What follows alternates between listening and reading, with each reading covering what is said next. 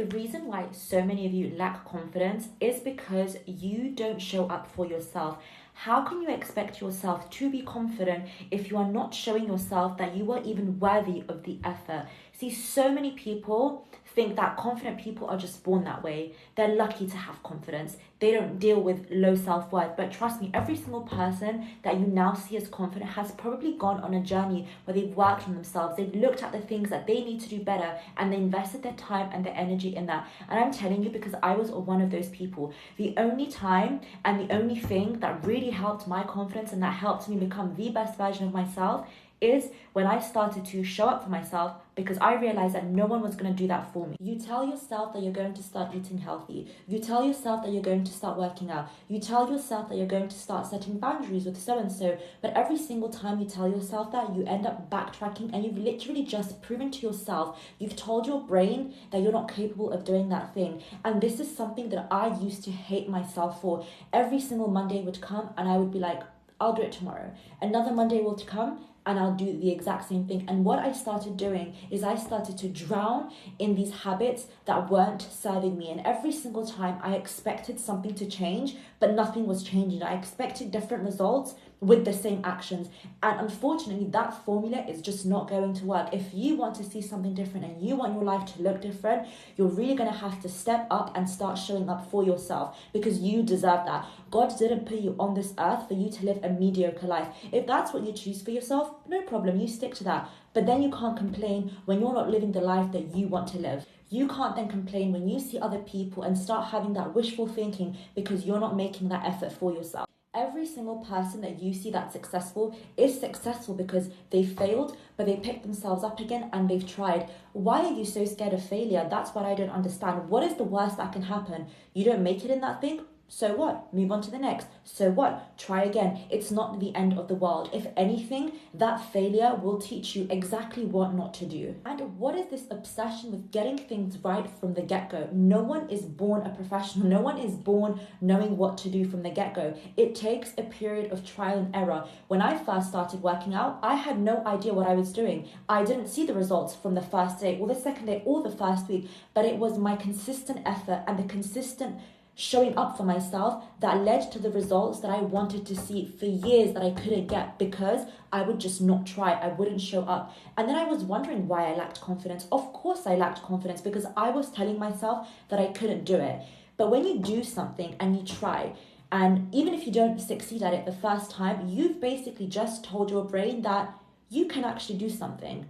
You've told yourself that you are worth the effort. You've told yourself that you can achieve something. Do you know what confidence ultimately is?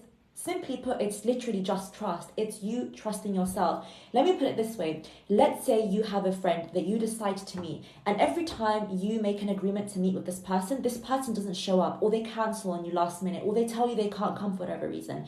Once, okay, you might let it slide. They do this the second time, you're like, okay, what is going on? They do it a third time, would you still trust that person? I sure hope not, because this person has showed you that they are not reliable and that you can't really take their word for what they're saying. You stop trusting their word, and this is exactly the problem that's happening with you. You tell yourself you're going to do something, but you don't show up for yourself. You tell your brain that a second time, and then again you fail at that thing. So you are telling yourself technically that you cannot be trusted. You stop trusting yourself. Confident people, however, they trust themselves. They know that somehow they are going to do that thing. They're going to make that thing work, no matter how difficult it is to get there. Sometimes showing up means pushing through the discomfort, pushing through the fear, pushing through the doubt. And it means showing up in alignment with your goals and the version of yourself that you want to become.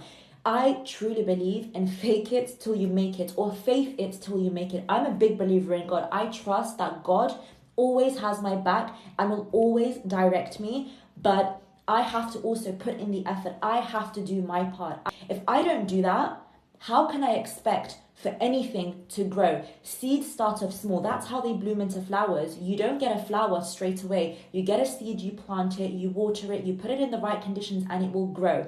Let's say it didn't grow 1 year. You might know, okay, I didn't give it enough light. I didn't give it enough water. And you learn from that. The next seed you plant will hopefully bloom. Confident people have one key thing in common, and that is consistency. When you are consistent, it's those little daily wins that accumulate to create the big grand outcome that you want. I remember for years I wanted to be this workout girly. I wanted to really get involved into eating healthy and really enjoy going to the gym and work out and be that gym girly. But I just couldn't get myself to do it. And I just failed myself time and time again, because even if I tried once, I remember just thinking to myself, this is too hard, I can't do this.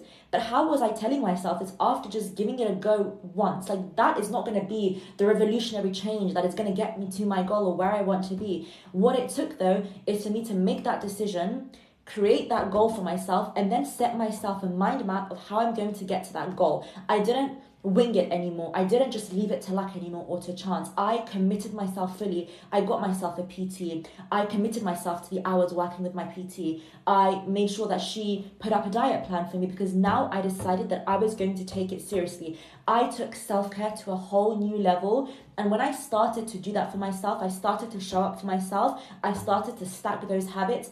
I noticed that, you know what? I may not have gotten it right straight from the get-go. I might not have gotten it right in the beginning, but I can see something is now happening. I can see that I'm now heading in a direction. I'm going somewhere with this.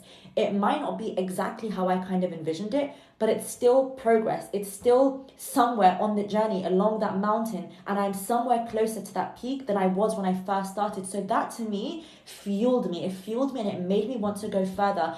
And I started to really trust myself with my word. And now it's been several months into my fitness and my health journey, and I have honestly not even given up on myself once. Throughout the Christmas period and the New Year holidays, I still stuck to my routine. Why? Because they became a part of my life. They became a habit. They became part of my routine. And that routine for me was non-negotiable, because I invested in myself. That was my time. That was a time that I owed to myself, and it came out of my respect and my dignity. And it's because I deserve that. I deserve nothing less than that. Why would I always show up for other people but not show up for myself? And this is a problem that I think most of us have. We show up for other people. We put in so much effort with other people, but when it comes to ourselves, we let ourselves down. And you are essentially also teaching the world how to treat you.